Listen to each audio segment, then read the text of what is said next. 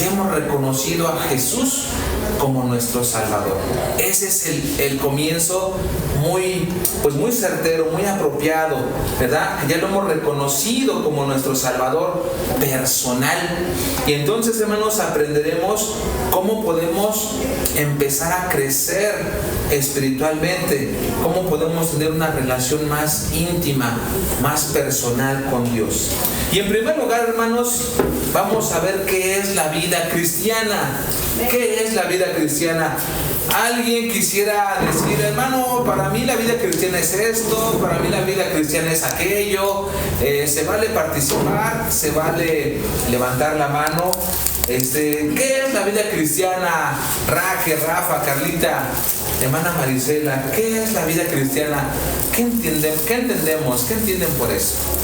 ¿Qué es la vida cristiana?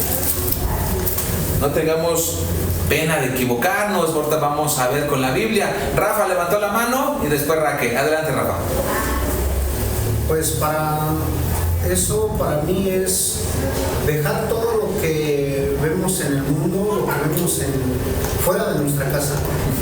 Es tratar de cambiar totalmente nuestra vida de antes. Sí, correcto. De hacer su voluntad del Señor. Así es. De hacer lo que Él nos pide, no lo que nosotros queramos hacer. Exactamente. Como decía que el canto que nos decía el pastor David, le hizo a la situación, pero porque hizo caso a lo que Dios le pidió. Porque para él estar ahí también tiene una vida desde pequeño muy difícil. Y también un rey le dijo, tú no eres digno de tú venirme a quitar mi lugar, pero Dios se lo dio. Y así quiere tratar con nosotros. Sí. Dejar todo eso y que nosotros cambiemos totalmente. Exactamente. No se pudo haber dicho mejor, ¿verdad? Creo que nos vamos a dar para despedirnos, hermano. Ya todo lo dijo Rafa. Ya me quitaron mi premio. Estrellita, Rafa, ¿verdad? Estrellita en la frente. Muy bien, Rafa. Perfecto. Hermana Raquel, usted levantó la mano también. Ya lo dijo. Todo lo que iba a decir ya lo dijo Rafa. Tú se lo soplaste, se lo hace. Sí. Se soplaron. ¿Quiere decir algo más, hermana Raquel? Pues sí, pues cuesta mucho trabajo, ¿no? A veces vivimos en el mundo y pues aunque queramos hacer lo correcto, nos debemos de esforzar porque cuesta mucho trabajo hacer las cosas que pues Dios no nos pide, cosas que no podamos hacer, cuestiones de tomar decisión y decir sí quiero, sí puedo, pero sí cuesta trabajo. Sí, claro, tiene algo difícil, o desprendernos de cosas que estamos tan arraigados, acostumbrados o que amamos, ¿verdad? Hacer, decir, y nos cuesta mucho desprendernos de eso, ¿verdad? ¿Alguien más quiere comentar? Pues es correcto, ¿verdad? Exactamente lo que dice Raquel, lo que dijo Rafa, es muy cierto. Y hermanos, la vida cristiana también es vivir de una manera diferente al resto del mundo, ¿verdad? Hablar, actuar, vestirnos incluso. Tenemos que tener la diferencia con el resto del mundo, hermanos. La vida cristiana es reflejar, es dar a conocer con nuestros hechos, ¿verdad? Con nuestros hechos que ahora Cristo es quien nos gobierna, que Cristo es quien nos guía en nuestros pensamientos, nuestras decisiones. Porque antes el antiguo Omar, el antiguo Rafa, la antigua Raquel, la antigua Marisela, la antigua Carlita, hacía lo que queríamos. Pero ahora la vida cristiana consideramos a Dios en nuestras decisiones, en nuestro matrimonio, en nuestro trabajo, en nuestra familia, ¿verdad? Y entonces con eso, sin querer o queriendo, damos evidencia al resto del mundo que ya no somos iguales, ¿verdad? Hay un cambio en nuestra manera de ser. Vamos a ver nuestras Biblias, hermanos, en el libro, en la epístola de Gálatas 2:20. Gálatas 2:20. Si alguien lo tiene, lo pudiera leer, por favor. Gálatas 2:20.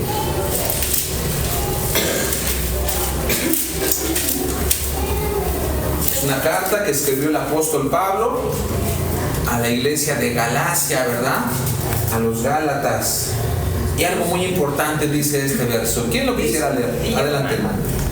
Dice: con Cristo estoy juntamente crucificado, y ya no vivo yo, mas vive Cristo en mí, y lo que ahora vivo en la carne, lo vivo en la fe del Hijo de Dios, el cual me amó y se entregó a sí mismo por mí. Gracias, hermana. Dice este pasaje, el apóstol Pablo dice: con Cristo estoy juntamente crucificado. Vamos a imaginarnos, hermanos, aquella escena cuando Jesús está clavado en la cruz, aquella escena tan cruel. Y dice el apóstol Pablo: así con Cristo yo también estoy crucificado. Es decir, las obras de mi carne, mis pasiones, mis deseos, mi carnalidad, también ahí se quedaron clavadas, porque Jesús llevó todas mis culpas, todos mis pecados, todas mis equivocaciones. Jesús las llevó en su propio cuerpo. Y dice el apóstol Pablo: con Cristo estoy juntamente crucificado, y ya no vivo yo. Es decir, yo ya no hago lo que yo quiero, ya no digo las palabrotas que decía antes, ya no ofendo como ofendía antes, ya no maldigo como maldecía antes, ya no adultero como adulteraba antes, ya no robaba como robaban, ya no miento como mentía antes, y así sucesivamente. Con Cristo estoy juntamente crucificado, mas ya no vivo yo, sino Cristo mora, vive. Ahora Él es el que vive en mí, porque Él, ahora, hermanos, Él es el que guía, el que moldea, el que transforma mi vida con su palabra. Con su palabra, hermanos, porque Él llevó en su cuerpo todas nuestras culpas, nuestros pecados, para que ahora el Señor nos dirija y gobierne nuestra vida. Antes no tomábamos en cuenta a Dios, sabíamos de Dios, era algo muy lejano, muy distante, pero ahora, hermanos, que ya conocemos a Cristo y que lo hemos reconocido como el Salvador personal de nuestra vida, ahora, hermanos, hay una relación más estrecha. Hemos conocido más a Dios a través de la Biblia, y por eso, hermanos, ese cambio, esa transformación es porque Cristo vive en nosotros, en cada uno de ustedes. Y ahora, hermanos, cuando Cristo mora en nosotros, el Espíritu Santo mora en nosotros, ahora sí tomamos en cuenta, consideramos, tomamos el consejo que Dios nos dice a través de su palabra. Ahora sí lo consideramos, ¿verdad? Para que el Señor bendiga, para que el Señor prospere, para que el Señor edifique nuestras familias, nuestros matrimonios, para que el Señor, ¿verdad?, bendiga nuestro trabajo, las escuelas de nuestros hijos o los que son estudiantes, ¿verdad? Y así toda área de nuestra vida, desde un niño, un adolescente, un joven o un adulto mayor, que todos tenemos necesidades, pero de acuerdo a las edades tenemos distintas también necesidades, y el Señor, ¿verdad?, está actuando, y tenemos que reflejar también que el Señor vive en nosotros. Dice el apóstol Pablo: mas ya no vivo yo, mas Cristo vive en mí, ¿verdad? En otras palabras también, hermanos, todas las personas van a empezar a ver aquel cambio, aquella nueva actitud, que ahora vivimos para agradar a Dios. Y ya no vivimos para agradar a mi hermano, a mi hermana, a mi vecino, a mi jefe de trabajo, ¿no? O incluso a nosotros mismos. Ya vivimos para agradar al Señor. Si yo mentía, pues ya no, dice la Biblia que ya no mienta. Porque muchas veces las mentiras nos sacan de muchos aprietos. Pero si la Biblia dice que no mienta, pues ya no voy a mentir. Y ese cambio, esa transformación, ahora lo hago para agradar a Dios. Porque Cristo vive en cada uno de nosotros. Hermanos, número 2, ¿qué implica la vida cristiana? ¿Qué implica la vida cristiana? Vamos a ver lo que dice el libro de Éxodo 20. Vamos a ver algunas cosas que tenemos que también dejar atrás en el pasado, que tenemos que abandonar algunas prácticas. Éxodo 20, del 3 al 5. Si alguien, hermanos, por favor lo puede leer fuerte y claro. Éxodo 20, del 3 al 5. Este es un aspecto que la Biblia nos enseña de lo que también implica, tiene que ver con la vida cristiana. ¿Quién lo tiene, hermanos? Adelante. Adelante. Dice: no tendrás dioses ajenos delante de mí, no te harás imagen ni... ¿No más el 3 o...? Al 5, hermana, por favor. De 3 al 5. No te harás imagen ni ninguna semejanza de lo que esté arriba en el cielo, ni abajo en la tierra, ni en las aguas debajo de la tierra. No te inclinarás a ellas, ni las honrarás, porque yo soy Jehová tu Dios, fuerte, celoso, que visito la maldad de los padres sobre los hijos hasta la tercera y cuarta generación de los que me aborrecen. Gracias, hermana. Vamos a leer de nuevo el verso 3 únicamente. Dice: no tendrás dioses ajenos delante de mí. Dice Dios: no tendrás dioses ajenos. ¿Qué significa eso, hermano? Que no tendrás dioses ajenos delante de mí. Es decir, que no podemos tener otras deidades. No es que haya otros dioses, no es que existan, el único es Dios. Pero nosotros los seres humanos formamos, creamos de lo que vemos, nos creamos deidades. Y dice este pasaje que no tendrás dioses ajenos delante de mí. No podemos, hermanos, tener otras imágenes, otras creencias mezcladas con la santidad de Dios. Cuando dice dioses ajenos, hermanos, son dioses extraños, son dioses diferentes que no provienen de Dios o que no son de Él. Son extraños, son ajenos, totalmente opuestos. Hermanos, en todas las culturas del mundo tienen o tenían muchas deidades semejantes. Si vemos la cultura egipcia, si vemos la cultura maya, nuestra cultura, ¿verdad?, los aztecas, vemos que ellos adoraban la fertilidad, ¿verdad?, la cosecha. ¡Wow! Pero ¿quién hará posible eso? Se esperaban un tiempo, sembraban y había cosechas. Hay un Dios de la fertilidad de las cosechas y se creaban un Dios. La fertilidad de la mujer, ¿verdad?, que da vida.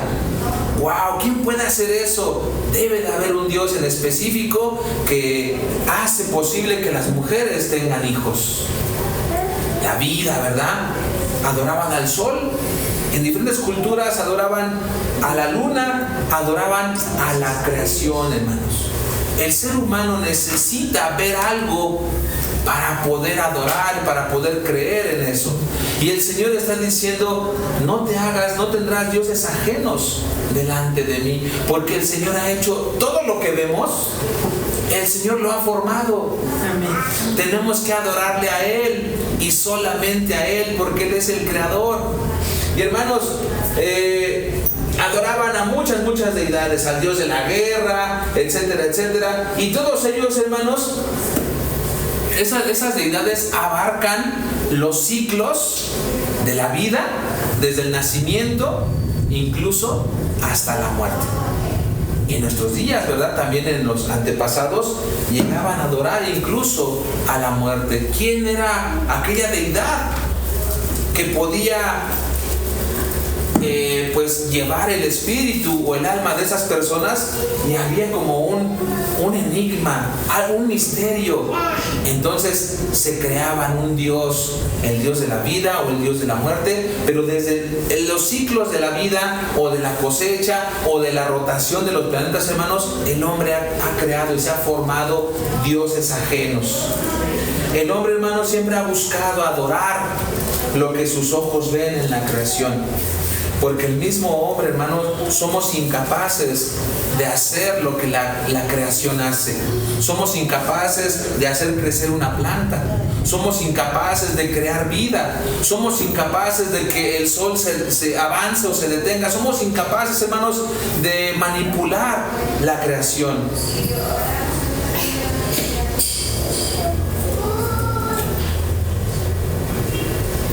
Es por eso, hermanos, que el hombre se ha creado ídolos, se ha creado imágenes o deidades, porque no pueden hacer lo que Dios hace posible en su creación, ¿verdad? Y entonces, hermanos, dice el verso 3, no tendrás dioses ajenos delante de mí. Ahora vamos a ver el verso 4. El verso 4 dice: no te harás imagen de ninguna semejanza de lo que esté arriba del cielo, ni abajo en la tierra, ni en las aguas de debajo de la tierra. Dice: no te harás imágenes de ninguna semejanza. Pero semejanza, ¿de qué pudiera ser? Y el Señor nos dice en la palabra: lo que ves en el cielo, no te hagas ninguna imagen. A lo que ves en el cielo no lo hagas. Ni lo que ves en la tierra, ni lo que ves en el agua, los grandes monstruos marinos, o lo que ves debajo de la tierra. Hermanos, y volvemos a ver que en las distintas culturas tenían dioses de aves. En Egipto, ¿verdad?, había cuerpos humanos con cabezas de pájaro. Aquí nosotros, los aztecas, ¿verdad?, eran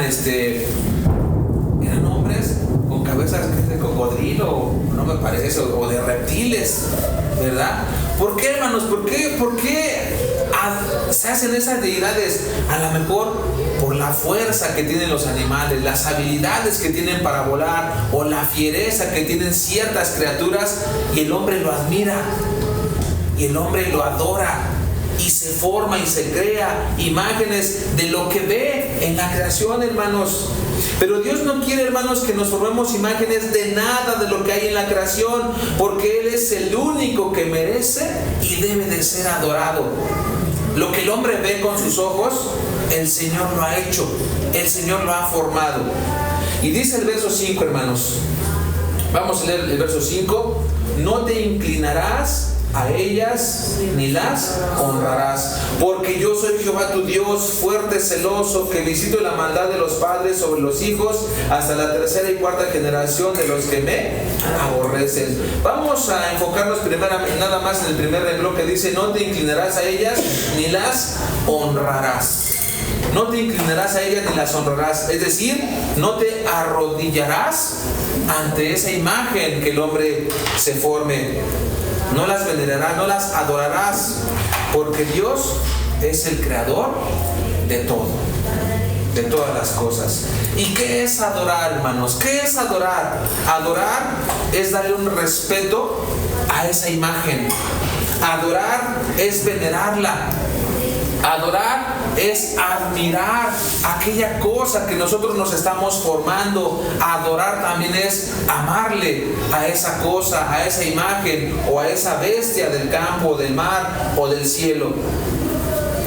Es, hermanos, darle o rendirle culto a algo que no es divino, como si lo fuera. Es darle o rendirle culto como si fuera algo divino, pero no lo es. De la adoración, hermanos, de la adoración del hombre, solamente el Señor es merecedor. Y Él tiene el poder de dar vida. Aquí hay pequeñitos. Aquí mi tiene 1 año y medio. Y Dios, ¿verdad?, creó a esa pequeñita, que es la más pequeñita de esta casa. Él tiene el poder para dar vida, para formar sus ojitos, sus bracitos, su cerebro, sus pies, su corazoncito, dentro del vientre de una mamá, de una mujer. El Señor tiene el poder para dar vida. Y el Señor, hermanos, también ha establecido el día de nuestra muerte. Y Él tiene el poder, hermanos. La semana pasada lo vimos, que el Señor, cuando venga en las nubes por segunda ocasión, los que han muerto en Cristo, los que han muerto esperando la promesa de la salvación, van a resucitar. Y vamos a encontrar, bueno, los que hayan fallecido, y si nosotros hemos fallecido para ese tiempo, pues también resucitaremos y vamos a encontrar al Señor en el aire. Y Él tiene el poder, hermanos, para dar vida a los muertos. Así tengan 100, 200, 1000, 3000 años de fallecidos, que ya su carne es polvo, el Señor tiene el poder para volver a dar vida a aquello que no hay. Por eso, hermanos, el Señor quiere que no hagamos imágenes de lo que vemos, porque el Señor es el creador. ¿Hasta aquí vamos bien, hermanos? Sí. Vamos ahí mismo en Éxodo, vamos a buscar el capítulo 32, verso 1 y 2. 32, verso 1 y 2. ¿Estamos ahí? Vamos a ver, hermanos, una historia, este contexto de lo grave que es la idolatría, de lo grave que es hacernos imágenes. Éxodo 32, 1 y 2 dice así: viendo el pueblo que Moisés tardaba en descender del monte, se acercaron entonces a Aarón y le dijeron: levántate, haznos dioses que vayan delante de nosotros, porque a este Moisés, el varón que nos sacó de la tierra de Egipto, no sabemos qué le haya acontecido. El verso 2: y Aarón les dijo: apartad los zarcillos de oro, los aretes, ¿verdad? Los zarcillos, las arracadas de oro que están en las orejas de vuestras mujeres, de vuestros hijos y de vuestras hijas, y traérmelos. Vamos a ver el 4 y 5. Y él los tomó de las manos de ellos y le dio forma con buril, es decir, con herramienta, e hizo de ellos un becerro de fundición. Entonces dijeron: Israel, estos son tus dioses que te sacaron de la tierra de Egipto. Y viendo esto, Aarón edificó un altar delante del becerro, y pregonó a Aarón y dijo: mañana será fiesta para Jehová. Este es un contexto, hermanos, para entrar un poquito en contexto.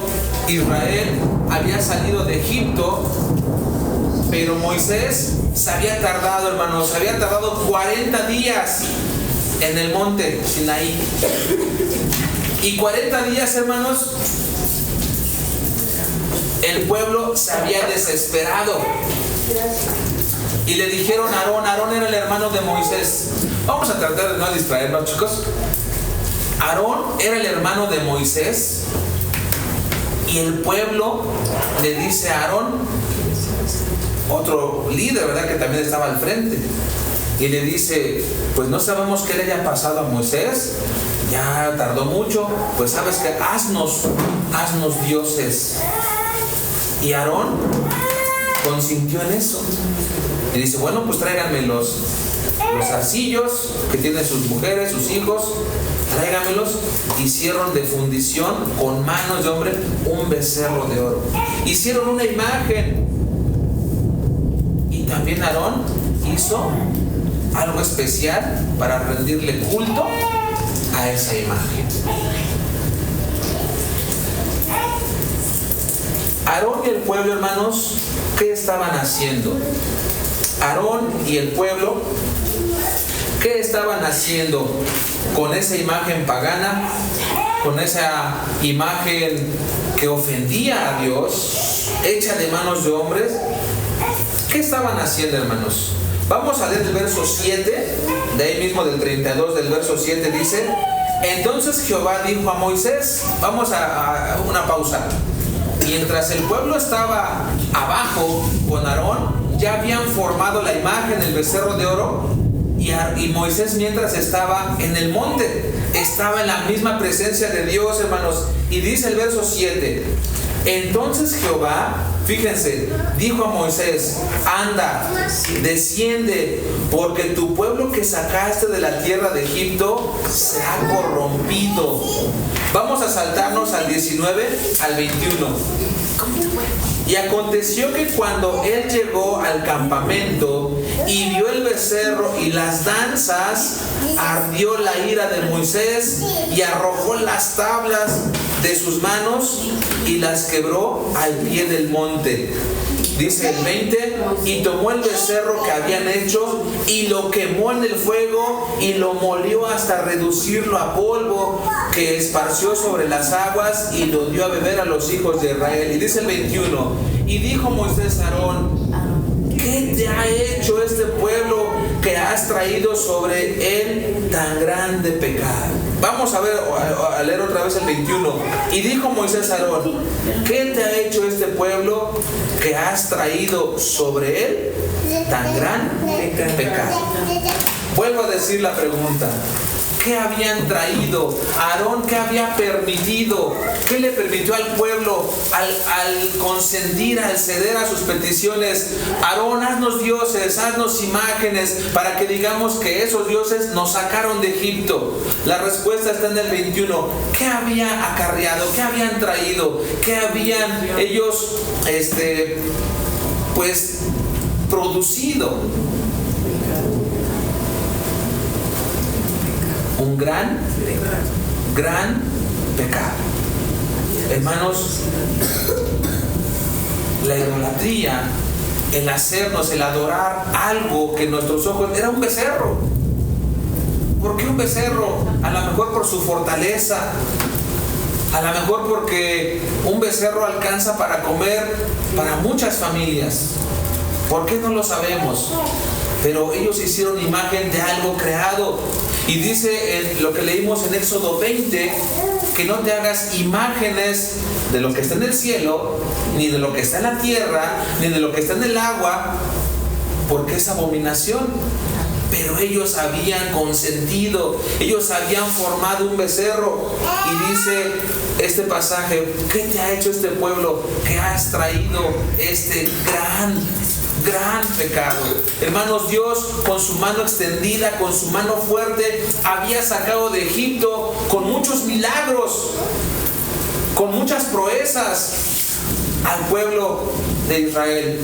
Las 10 plagas, cuando iban ellos saliendo de Egipto, Faraón y su ejército iban tras ellos, pero Dios puso una columna de fuego atrás para que no los pudieran alcanzar. Hermanos, eran cosas tan grandes que ningún hombre puede hacerlo. Pero vemos que en 40 días, en muy poco tiempo, el hombre nos desanimamos, nos desviamos, nos olvidamos de lo que Dios ha hecho por nosotros. Y buscamos en otro lugar. Y buscamos en lo que nuestros ojos pueden ver. Hermanos, la idolatría no es un pecado cualquiera. Es un gran pecado, como dice este verso. Un gran pecado. Es algo muy grave delante de Dios. Y hermanos, a veces nos duele dejar lo que hemos practicado en nuestro pasado. A veces nos duele practicar lo que hemos hecho en nuestra vida. Deshacernos de imágenes, deshacernos de cuadros que tenemos en la casa, deshacernos de figuras, porque posiblemente tienen un valor muy importante para nuestras vidas. Es que esa imagen, ese santito, ese cuadro era de mi mamá, era de mi abuelita, y lo tenemos con un valor sentimental. Pero es abominación delante de Dios. Porque decimos: es que ese me lo regaló mi mamá, ese me lo regaló mi papá, ¿verdad? Era de mi abuelita. Y tenemos un apego a esas cosas, hermanos. Pero hermanos, nuestra fe solo debe de depositarse en Dios. En Dios. Vamos al libro de Isaías, hermanos, 44. Isaías 44.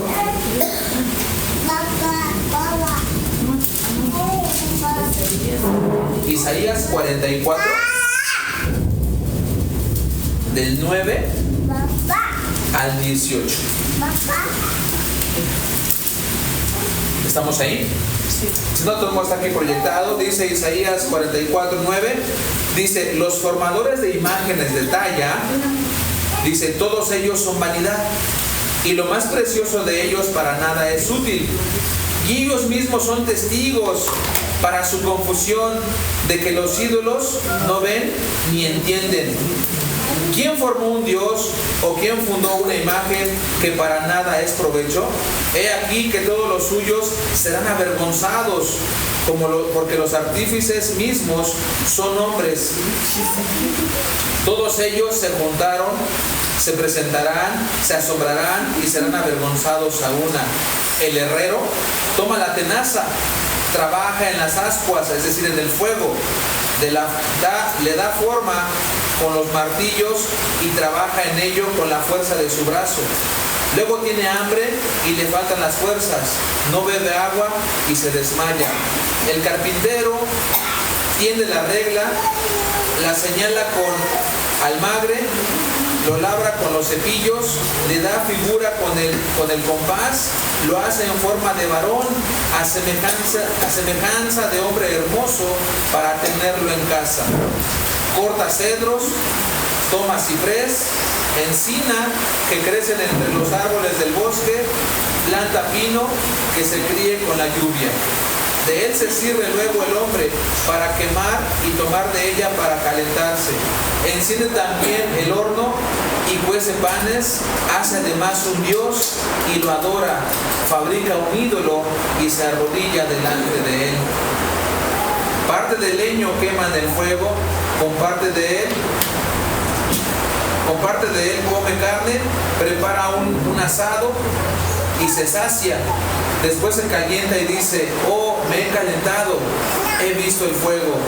Y hace del sobrante un dios, un ídolo suyo, se postra delante de él, lo adora y le ruega diciendo: líbrame, porque mi Dios eres tú.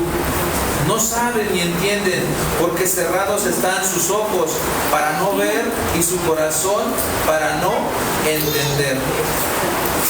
No discurre para consigo y no tiene sentido ni entendimiento para decir: parte de esto quemó en el fuego y sobre sus brasas coció pan, hacé carne y lo comí, haré del resto de él una abominación, me postraré delante de un tronco de árbol, de ceniza. Hasta ahí, hermanos, hasta el 19. Es una narración, hermanos, que un hombre agarra un pedazo de árbol, un tronco o un pedazo de metal, el herrero lo calienta en el fuego y le da forma con sus manos. Y luego dice: me haré una imagen.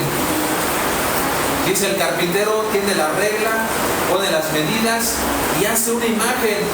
Algo muy interesante que dice aquí: a semejanza de hombre hermoso. Muchas veces las imágenes que tienen las personas buscan a un muñequito que esté bien parecido, ¿no? No hacen una imagen de plastilina, así con nariz pues de bolita, chatita. Hacen una nariz finita, que esté bien delineada su ceja, que esté bien parecido, ¿verdad? Por lo regular, así son las imágenes que venera la gente, las personas. Hermanos, y esas personas son mismos testigos que esas imágenes no tienen poder, no tienen fuerza, no tienen vida para poder ayudarlos. Pero él mismo dice: tú eres mi Dios. Y se arrodillan ante él. Hay muchos más pasajes, hermanos, que hablan acerca de las imágenes, como Isaías 46 o el Salmo 115 del 3 al 8, entre otros. Pero, hermanos, en la historia de la humanidad, y lamentablemente también hoy, en nuestros tiempos, vivimos en una sociedad que cada vez se acostumbra a confiar en lo oculto, como en los amuletos, como en la lectura de las cartas, el tarot, el café, los caracoles, los horóscopos, que aparentemente son inofensivos, pero es una iniciación al oculto.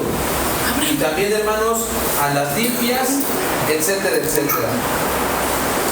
Vamos a ver, hermanos, qué dice el libro de Levítico 19:31. Levítico 19:31. Rafa, ¿lo pudieras leer, por favor? Fuerte y claro. No os volváis a los encantadores ni a los adivinos, no los consultéis contaminados con ellos, Jehová vuestro Dios. Gracias.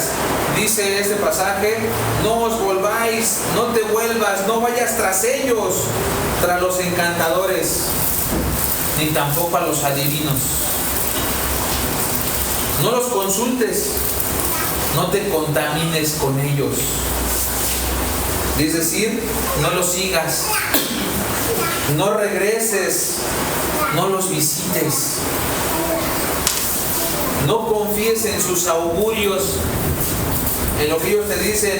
¿Por qué? Dice este pasaje, porque te vas a contaminar, te vas a hacer igual a ellos, como ellos.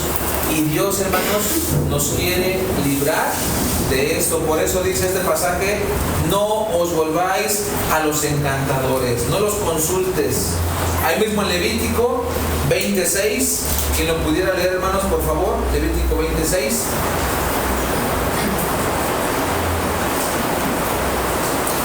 Y la persona que atendiera encantadores o adivinos para prostituirse tras ellos, yo pondré mi rostro contra la tal persona y la cortaré dentro de su pueblo. Gracias, pastor. Dice este pasaje, y la persona que haga esto, y la persona que atendiere, que visite, que frecuente encantadores o adivinos para prostituirse. Cuando uno va a que me haga una limpia, a que me lean las cartas, a ver si es la persona adecuada, yo quiero saber, yo quiero ir a la segura porque yo estoy enamorada o enamorado de él o de ella, y pues creo que no es malo, es algo inofensivo. La persona que haga eso, dice, para prostituirse, es decir, para degradarse, para rebajarse, para corromperse con ellos o tras ellos, hermanos, dice este pasaje que le va a pasar algo. El verso 6 dice, para prostituirse tras ellos, yo pondré mi rostro contra la tal persona, dice Dios, y la cortaré de entre su pueblo. La persona que haga eso, dice el Señor, va a poner su rostro contra esa persona. Es decir, la va a rechazar, se opondrá contra esa persona. Dios estará en su contra. Y también dice que sería cortada del pueblo. Sería esa persona expulsada del pueblo. Sería apartado y sería dividido del resto del pueblo. Es lo que está diciendo el Señor. Quien haga eso para rebajarse, para degradarse,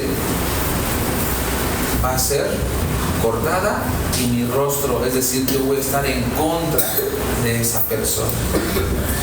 Vamos a buscar Deuteronomio, hay 2 libros más adelante, Deuteronomio 18, del 10 al 12. Si hay dudas, preguntas, hermanos, por favor, comentarios, hagan una pausa, levanten su mano y podemos escuchar el comentario o la pregunta. Deuteronomio 18, del 10 al 12. Dice, no sea hallado en ti quien haga pasar a su hijo o a su hija por el fuego, ni quien practique adivinación, ni agorero, ni sortílego, ni hechicero, ni encantador, ni adivino, ni mago, ni quien consulte a los muertos, porque es abominación es abominación para con Jehová cualquiera que hace estas cosas, y por estas abominaciones Jehová tu Dios echa estas naciones de delante de ti.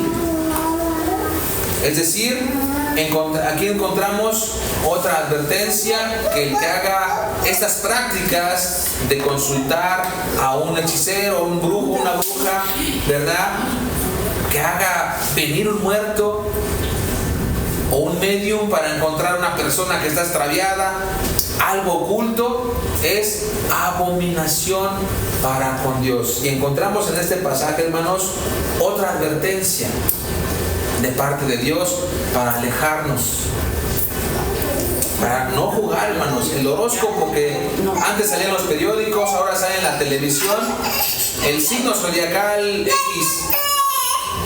no salgas hoy porque es peligroso, tu número de la suerte es tal, tu color favorito es este, y va a traer a la persona que amas.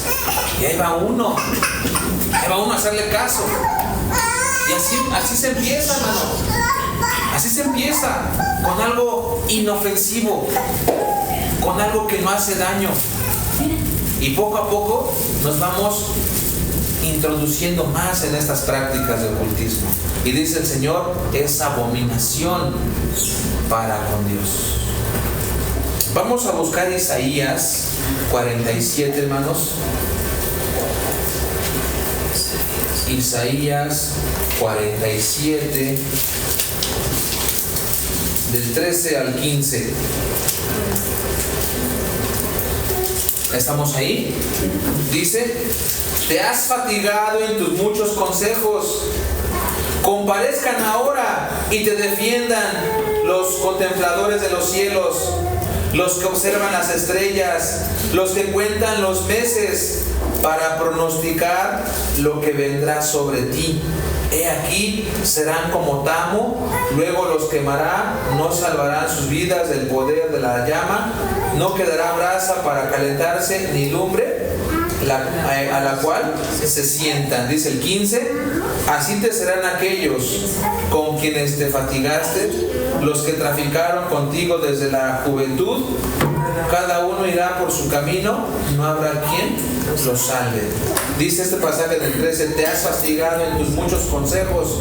Comparezcan ahora y te defiendan los contempladores de los cielos, los que observan las estrellas, los que cuentan los meses, para pronosticar lo que vendrá sobre ti. ¿Qué quiere decir este pasaje, hermanos? Que la gente que acude a estas prácticas, que la gente que va de un lugar, un brujo, un hechicero, a otras prácticas, la gente termina cansada. La gente termina incierta y confundida. Porque va con un brujo y le dice una cosa, va con otra persona y le dice otra cosa, y va con otra persona y le dice otra cosa. Y tanto dice este pasaje, que terminan cansados, que terminan más confundidos. El horóscopo le dice otra cosa. Hermanos, están más perdidos que al principio.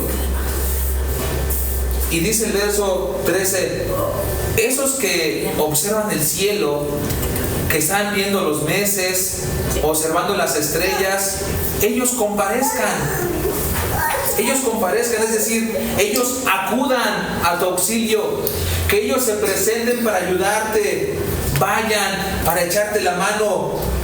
Los que te metieron en esta cueva profunda y enredada, que vayan ellos, porque dicen, no tienen poder para ayudarte. Solamente, hermanos, estas personas terminan confundiendo más y sacándote el dinero. Hermanos, el Hijo de Dios, el creyente, el cristiano, debe de estar seguro de que su vida, su futuro y aún sus mismas posesiones están cuidadas y están seguras en las manos de Dios, hermano. No debemos de temer de ningún hechizo. es que la vecina siento que me echó algo a la casa, o arrojó a sal o azúcar o qué sé yo.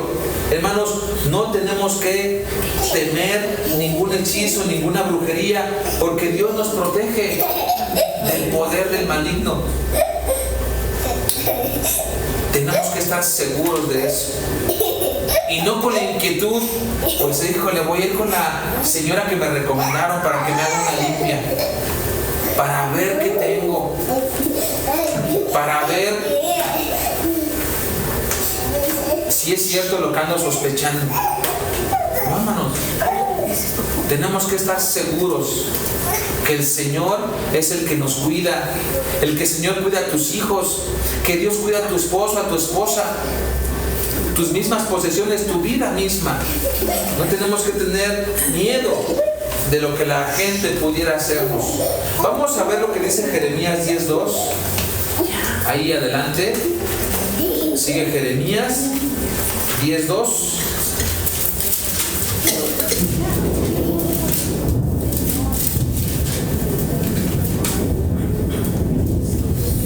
Dice así: así dijo Jehová, no aprendas el camino de las naciones, ni de las señales del cielo tengas temor, aunque las naciones las teman. Dice este pasaje, no aprendamos lo que hacen los demás, lo que hacen las naciones, ¿verdad? Aunque sea atractivo, aunque parezca inofensivo. Es que mi compañero de clase, mi compañero de trabajo, le va bien. Una ocasión, hermanos, ahí estaba yo en el tianguis, nos dedicábamos a la compra-venta de autos, y yo tenía un carro y no se vendía, y no se vendía, y no se vendía, y tenía buen precio. Era una camioneta, estaba en buenas condiciones, todo pagado, llantas bien, motor bien, papeles en regla. Y hermanos, no se vendía y no se vendía. Y cuando alguien llegaba a preguntar, oiga, ¿cuánto vale? Le digo, ¿puede abrirla sin compromiso? Gracias. Parecía que había algo ahí, como que rechazaba a los clientes, les daba la vuelta. Y había un vecino, y él se daba cuenta, y dice, Omar, dice, vete a hacer una limpia. Yo sé lo que te digo, vete a hacer una limpia. Si uno fuera débil en la fe, ay jefe, ¿y usted sabe dónde? Recomiéndeme con alguien, ¿no? De que no. De que yo sé en quién confío. Dios sabe mi necesidad. Y Dios no me va a dejar. Y él me insistía, vete a hacer una limpia. Porque él era muy dado a la santería, a la brujería. Él era muy dado. No te vayas a sacar, hijo, no te vayas a sacar. Vete a sentar allí, por favor. Era muy dado a estas prácticas. Y hermanos, no tenemos que temer. Y dice este pasaje que no hagamos lo que las naciones hacen, es decir, que no imitemos lo que nuestro compañero de trabajo, nuestro compañero de clase le está funcionando. No tenemos que hacerlo, porque es abominación. Ahora sabemos, hermano, que es abominación, que Dios rechaza este tipo de prácticas.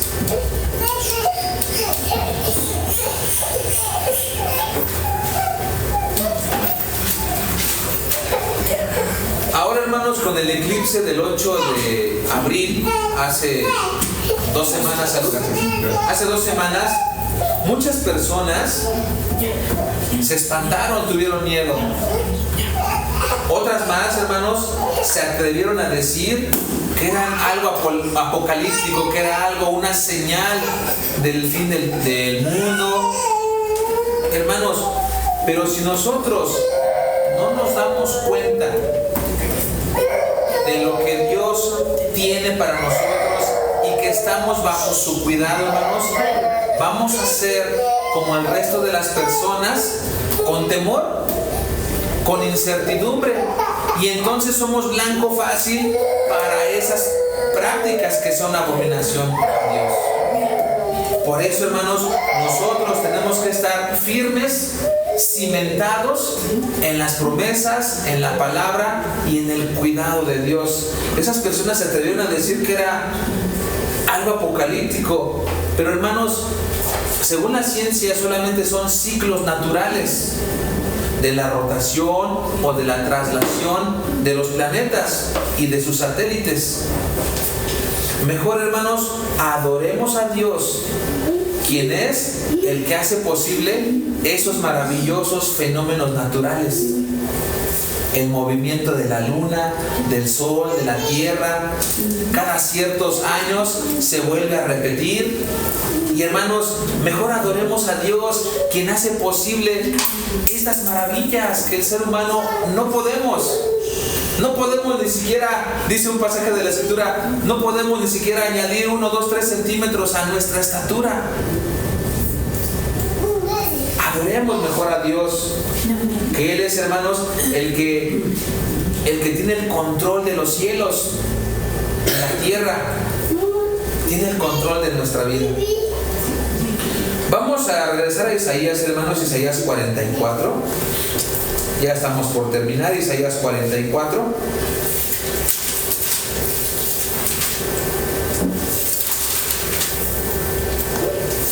...24 y 25. Si alguien lo pudiera leer, hermanos, por favor, Isaías 44, 24 y 25.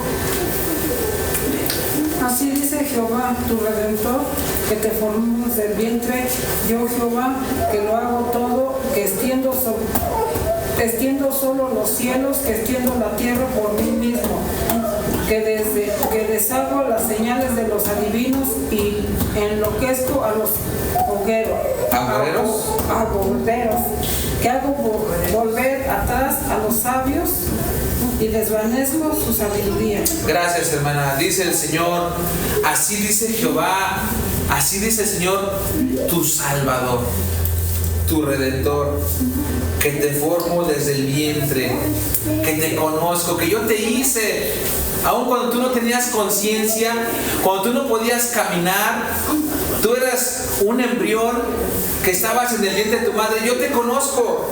Dice, yo soy tu Salvador, que te conozco desde el vientre. Yo, Jehová, que lo hago todo, que extiendo solo, que yo solo extiendo los cielos, que extiendo la tierra por mí mismo, que deshago las señales de los adivinos. El Señor aquí, hermanos, está anteponiendo su poder, su gloria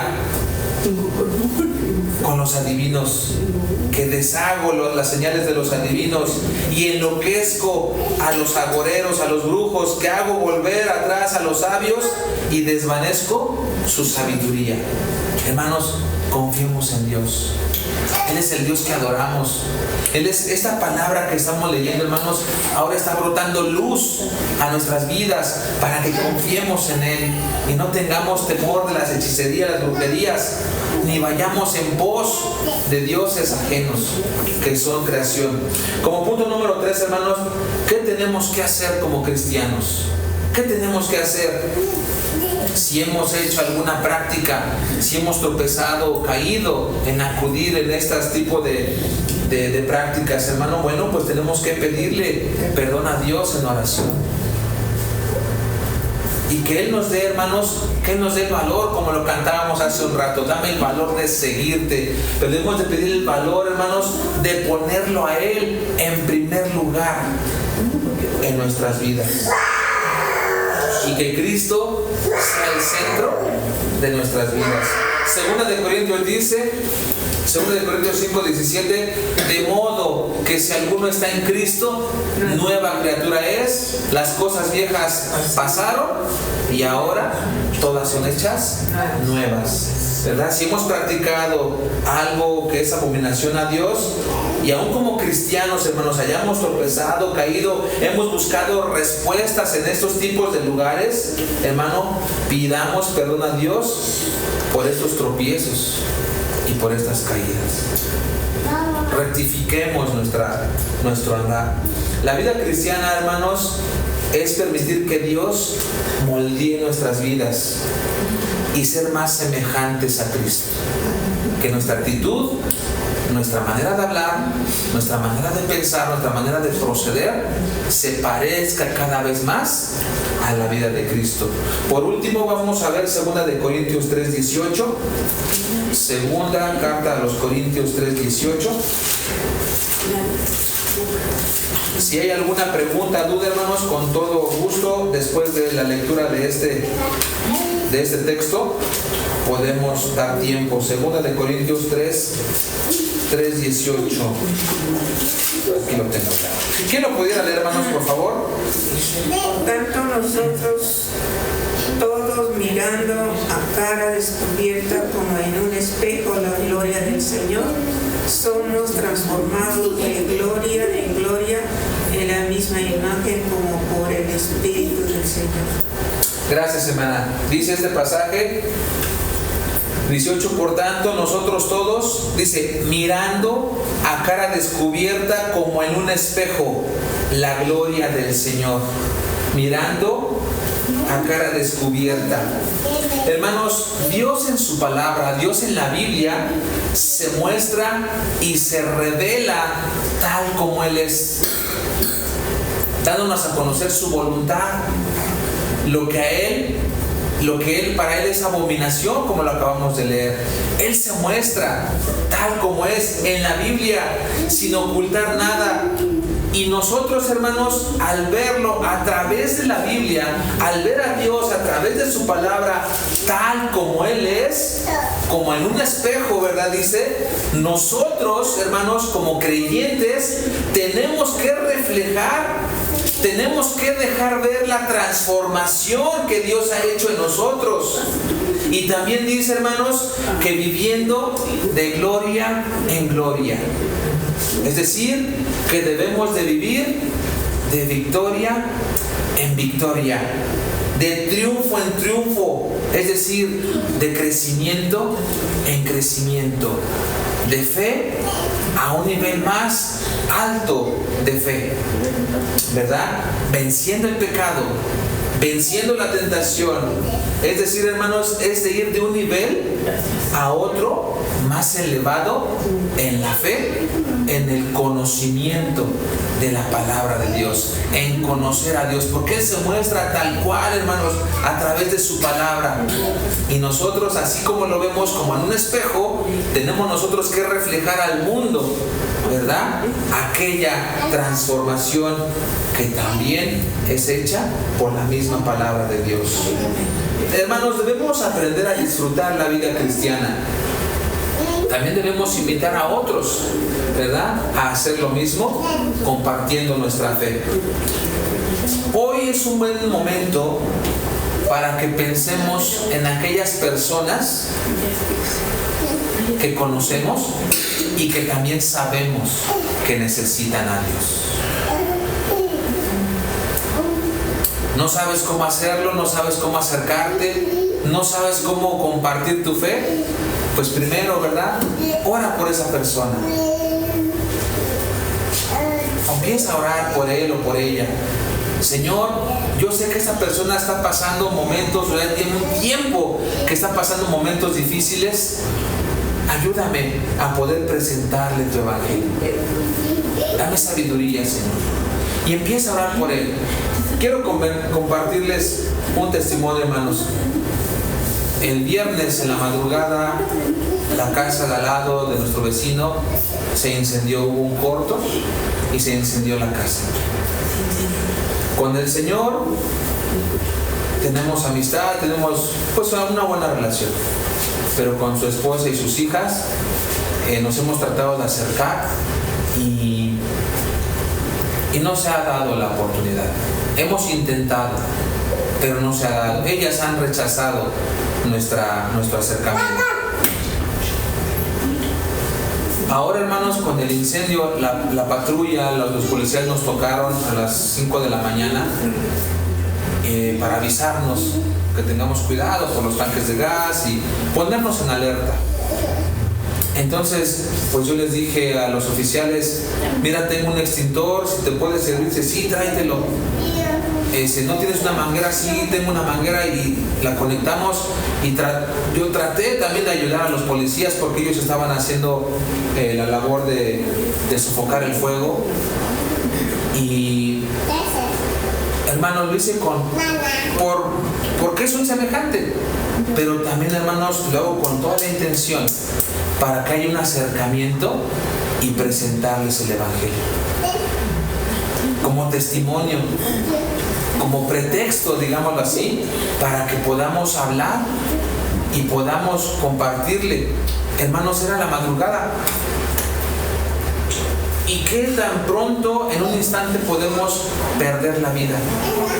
Y de esa manera, hermanos, hacerles ver la urgencia de que Cristo muere en sus vidas. Se ha presentado esta oportunidad, desafortunadamente una tragedia, pero es el pretexto, es el momento para acercarnos a ellos y compartirles nuestra fe. Si usted no sabe, hermano, cómo compartir su fe, empiece a orar por ellos, que usted sabe que necesitan de Dios. Y también, ¿verdad?, para que esas personas puedan disfrutar de una vida cristiana, de una vida segura, de una vida en las manos de Dios. Que Dios les bendiga. Amén.